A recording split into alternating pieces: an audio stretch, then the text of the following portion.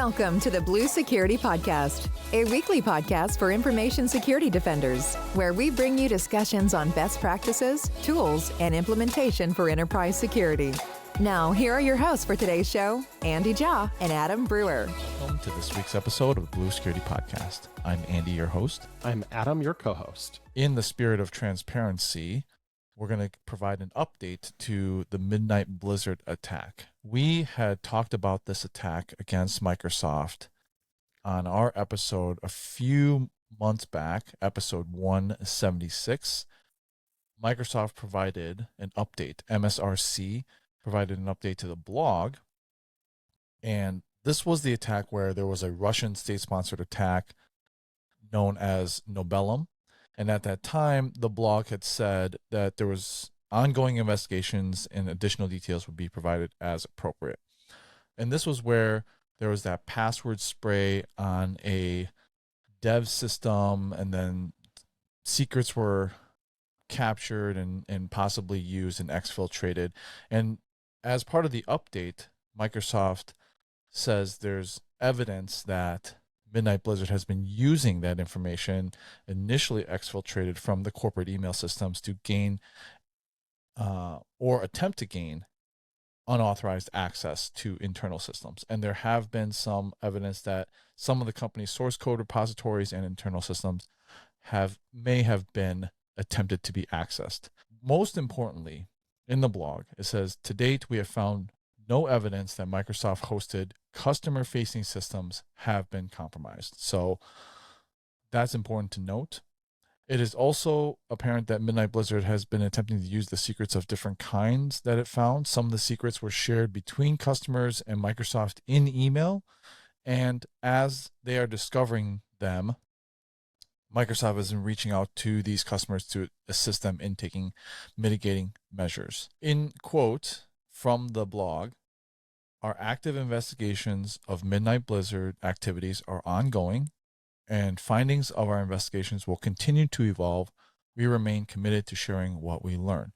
There was also an SEC filing on March 8th, which updates the SEC on this attack. I'll link both the SEC findings as well as the MSRC blog in our show notes. But, personally, I think it's really good that Microsoft is being transparent on what they're finding and revealing that to both the SEC, disclosing that, and to the customers themselves.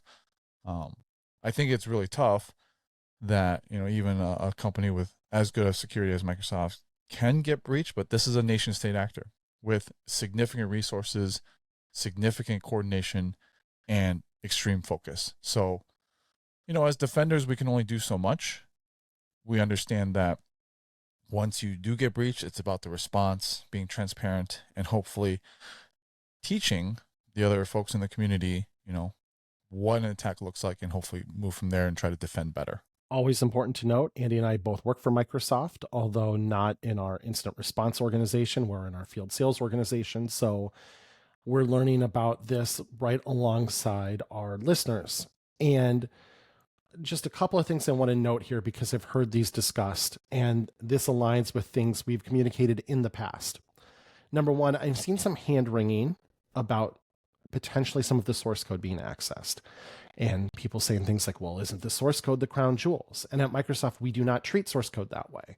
And in fact, none of the security benefit of any of our software is derived from the source code being secret. We frequently do share source code with trusted nation states and trusted customers, and there's other programs to do that.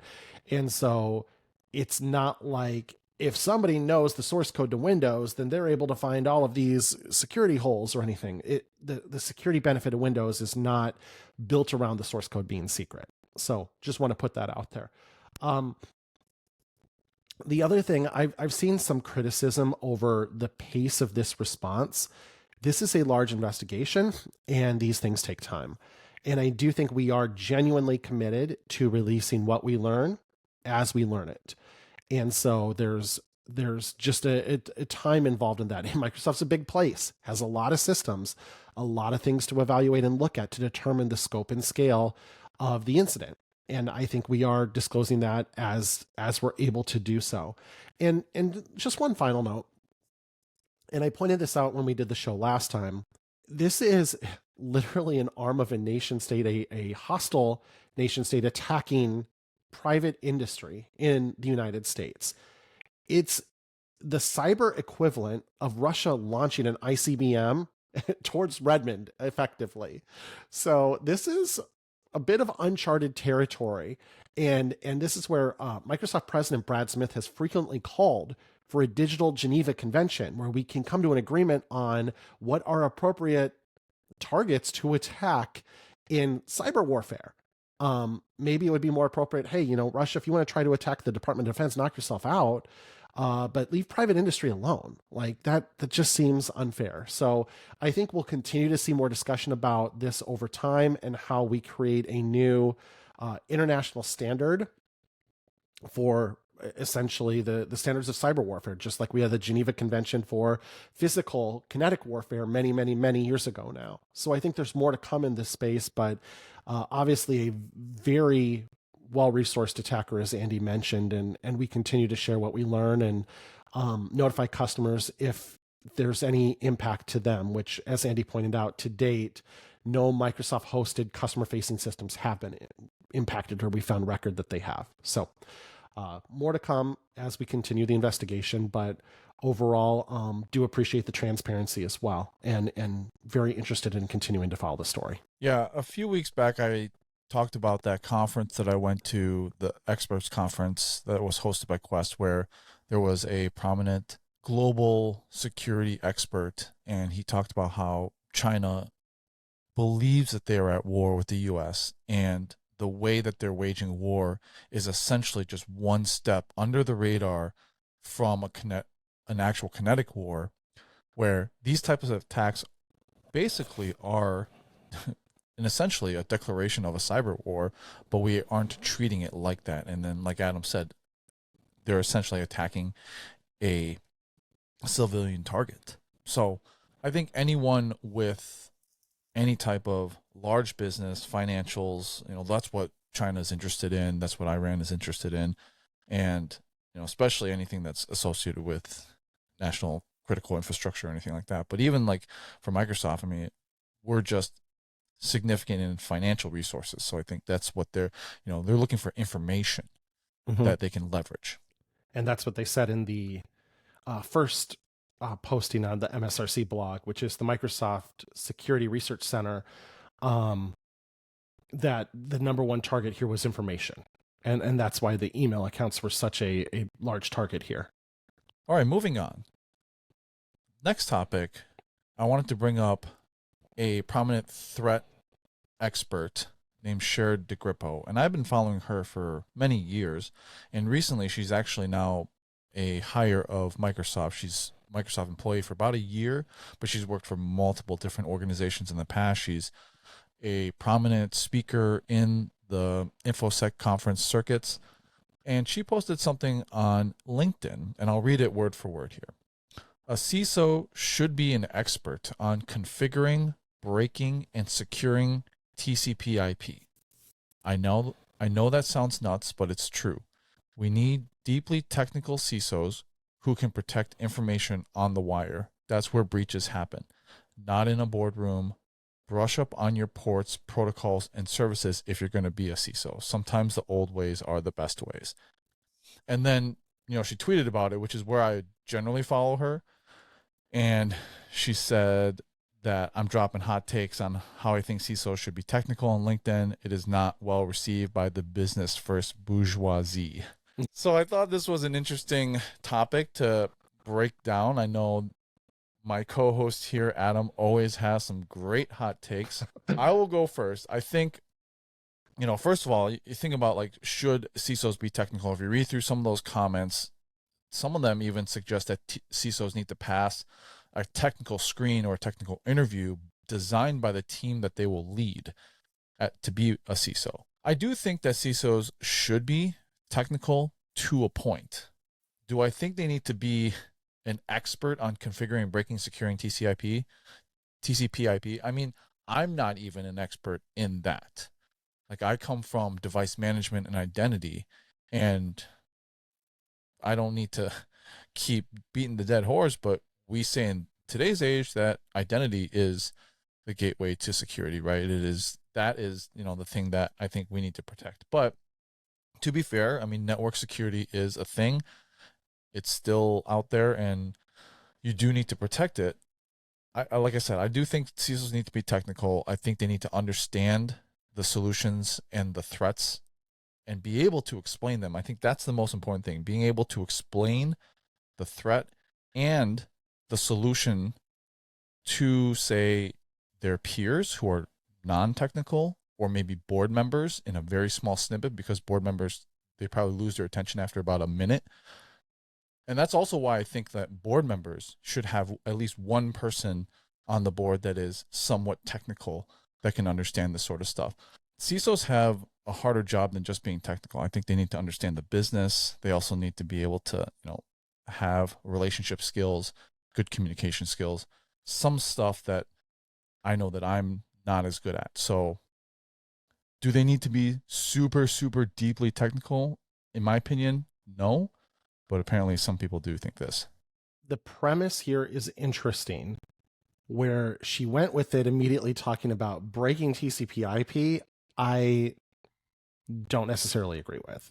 Andy, I think you and I both agree that security has kind of moved to different domains than where it once lived.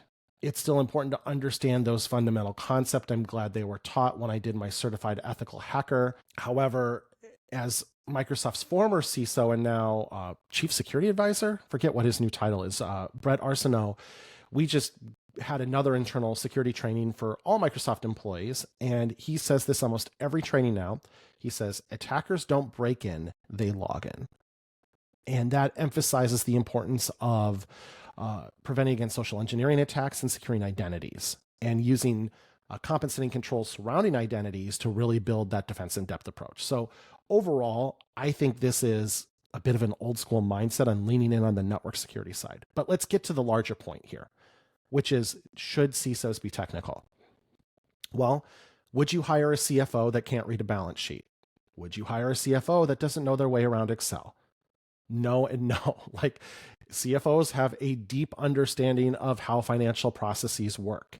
They are experts in that. Now, they have developed additional skills above and beyond that, where they can go in a boardroom and explain the financial state of the company in simpler to understand terms for people who are not deeply involved in the finance world. And they need to be able to build relationships and still advocate for what their team needs. And those are all skills above and beyond that. But every CFO definitely has a deep understanding of finances. And I think that's a good comparison. Or a COO, the chief operating officer in any given company, knows how your company makes money, knows what the primary widget you produce is and how you get paid for that widget and how that all works. They have a pretty deep understanding of that. And so this idea that you could be a chief information security officer and not have a pretty good understanding of how all that works, to me, is incongruent. You do need to have that. Do I think you need to be advanced engineering level deep in some of this stuff? No. In fact, where I want to see my CISOs really strong is architecture. That's where I think a CISO needs to live. I want a CISO who is level 300, 400 on architecture in terms of how all the pieces fit together. Now, you don't need to be in the weeds on any individual component, but modern security practices are built today through architecture, and through gaps in architecture is where the bad guys get in. And so someone who understands that really well, I think, is the most important skill you can have. So while I certainly think you need to have that base level understanding, I disagree entirely with the concept that you should be able to understand how to break TCP/IP, how to send too many SYNAC packets or whatever. Get out of here. I don't agree with that at all. But I do think there is a level of technical aptitude. You can't be an empty suit. You can't come from running the accounting department and be an effective CISO. I mean, then you're just not literally, you're figuratively a bean counter at that point. You're not a security practitioner. And you absolutely need to be able to go in front of your peers, articulate security risk in a simple way, and you need to advocate to get the budget you need to effectively secure the business. Or if they're accepting a risk, you need to be able to articulate that and make sure they understand that risk correctly and what that could entail as well. So a lot of skills involved in being a good CISO. It's a hard job. That's why there's not a lot of them, and that's why they get paid well. But at the same time, that's what we're looking for. We're looking for somebody who has that unique and rare set of skills almost end to end across technical aptitude, business aptitude, relationships, and can put all of that together in a single package. So you don't need to excel at any one of those above and beyond the rest. But of course, whenever you're in the C-suite representing a certain portion of the business, you need to be deep in that business. Absolutely, yes. Yeah, two thoughts here. One, thinking back to the lessons that I've learned, having been a previous leader as well as, an individual contributor, the leaders that I respect the most are the ones who understand what you do, at least to a certain point. Like, I don't need you to know how to configure conditional access policies and scope up a, GPO or know how to manage a machine. But I do want you to know the importance as a leader, why we need to have managed machines, right? What threat that protects against. And so I've always had more respect for leaders who understand, like you said, Adam, the architecture and the reason behind it. I've also feel like I've gotten more respect from the people that I lead when I understand what they're going through and what they know. And so all in all, I think it's very important that CISOs have an understanding of their team, what strengths that they bring, and understand that side of the business. And also, like you said, Adam, the advocating. Like when you know about what your team is going through and the threats that are out there, you have the passion to advocate for budget, for workforce, to fight for that cause. Essentially, I've seen where like a CTO or CIO or a CFO even, or at one company it was the VP of HR, be the lead over cybersecurity or InfoSec. And I have never really understood how that works well, because your priority is not information security. It's something else.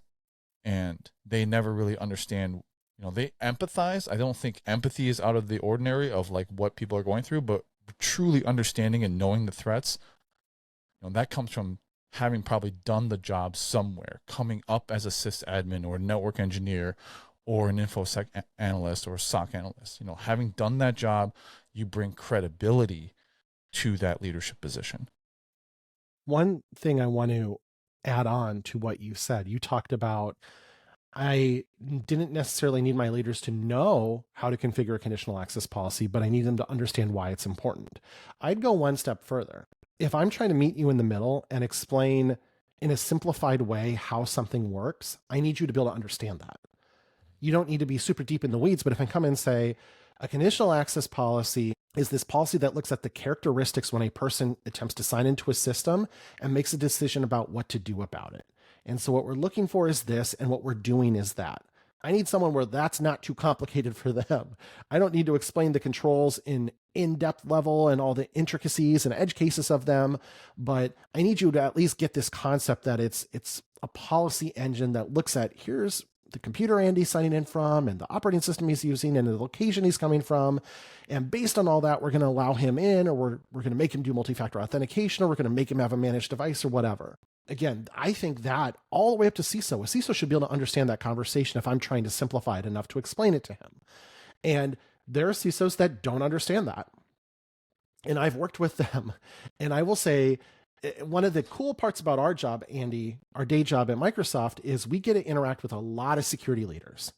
And we get a sense very quickly for what works and what doesn't.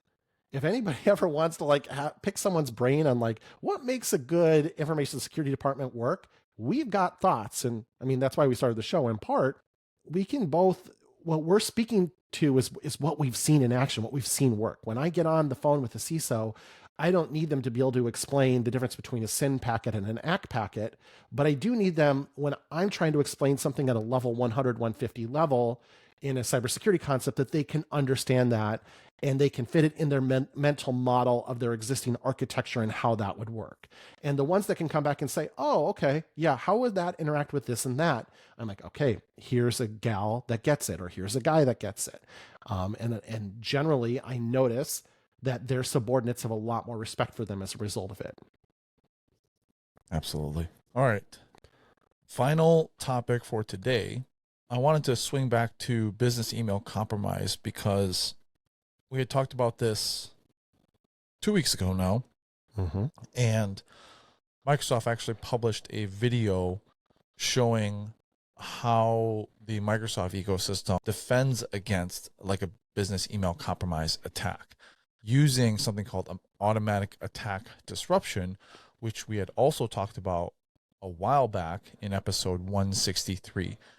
And if you remember, automatic attack disruption is a new feature that is part of Defender for Endpoint, or the XDR solution in general, where it's actually an identity protection solution, but instead of using traditional identity vectors on, turning off the identity when there is an identity attack, it uses the Defender for Endpoint service on the back end to receive that signal and say, oh, we have an identity that is compromised. Let's block this identity from accessing anything.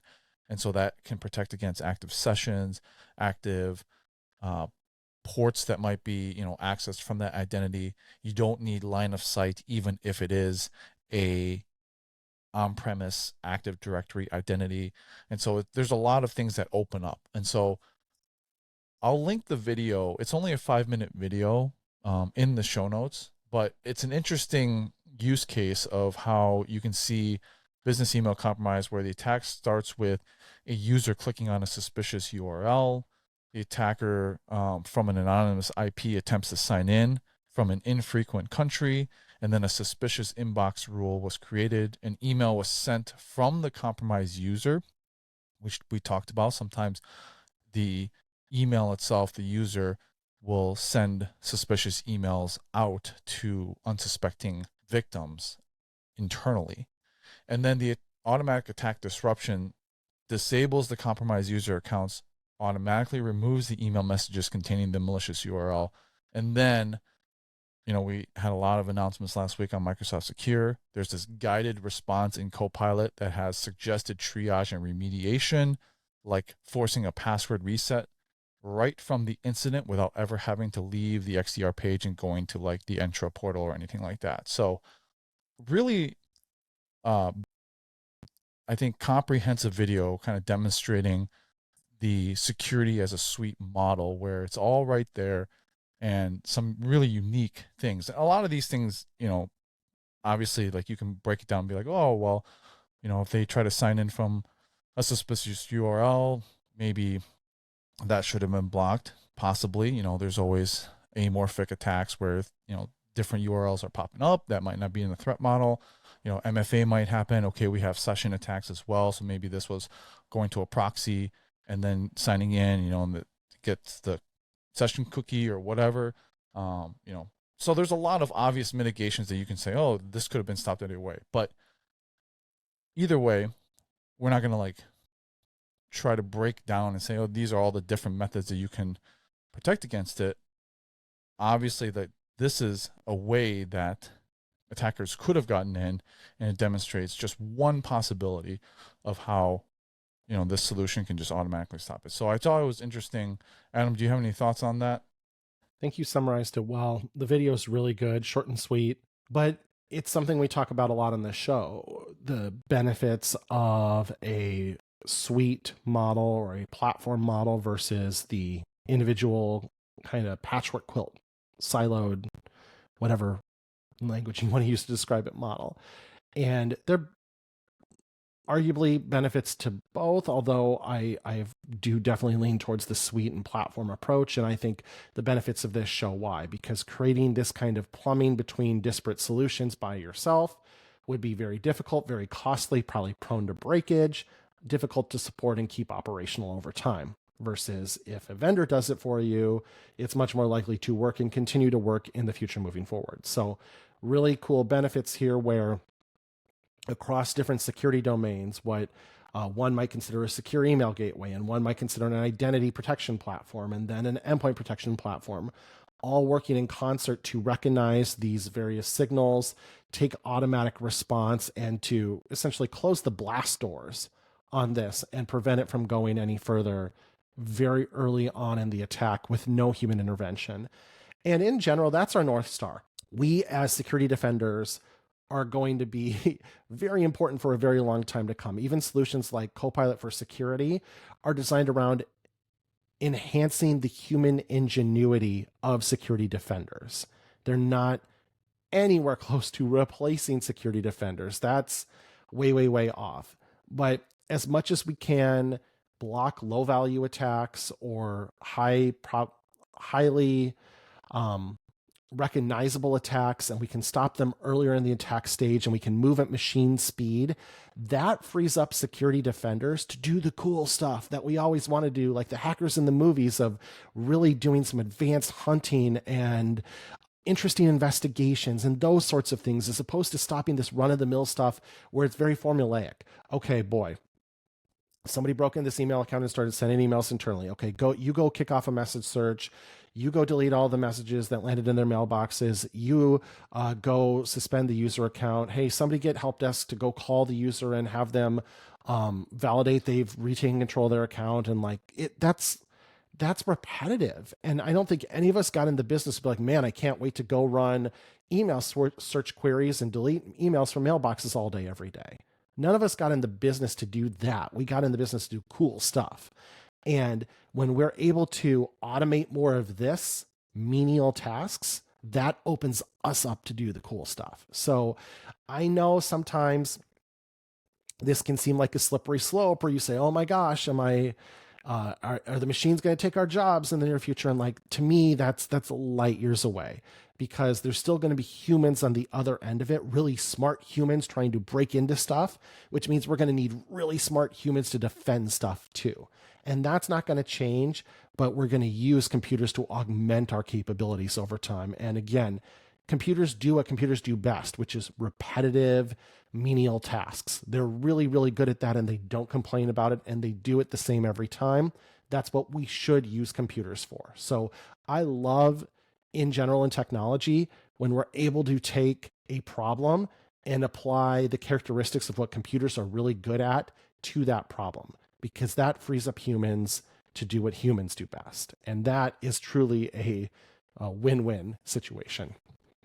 When you were describing your incident response there, I got a flashback of deja vu, because I've definitely gone through that exact response.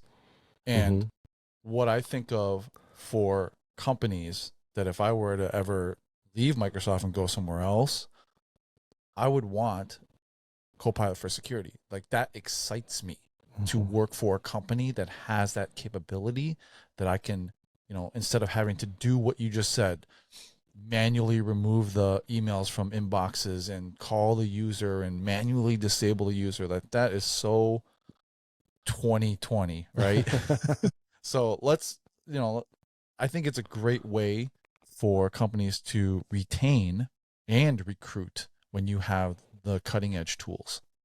Absolutely. No one wants to be on Lotus email. Like, if you signed up for a company today and they're on Lotus email, you'd be like, okay, I'm out of here, right? That was true a long time ago. I started at a company in 2010. It was my second job out of college, and my first job was with IBM. So I was forced exposure to Lotus Notes and kind of forced to learn how it's supposed to work from the company that wrote it, and allegedly had a good implementation of it. And went to this other company, and the HR gal comes and shows me my desk. It's my first day, and it's like, okay, I'm gonna teach you how, and she almost said it like she was delivering bad news. Like, I have bad news to share. We unfortunately use Lotus Notes, so I'm now going to teach you how to use that. And it's like, no, I already know. And she almost fell off the desk. Like, what do you mean you already know how to use Lotus Notes? Literally, I used to work at IBM. We make Lotus Notes. Oh, well, then maybe you can teach me a couple things. I said, I doubt it. But and just even that's in 2010. Yeah, like even to your point today, like nobody wants to, she was literally delivering bad news because it's seen as such an inferior tool to the classic Outlook experience that it was almost like they had to be apologetic for their tooling.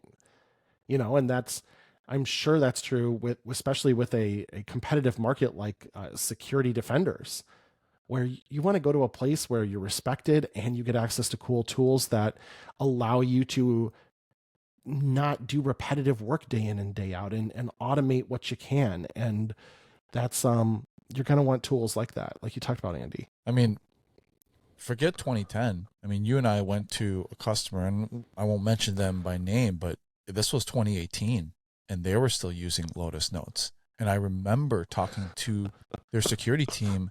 They're like, yeah, we're really having a problem retaining our team because these people come in, fresh out of college or whatever, and then you got to show them Lotus Notes as their email platform in 2018.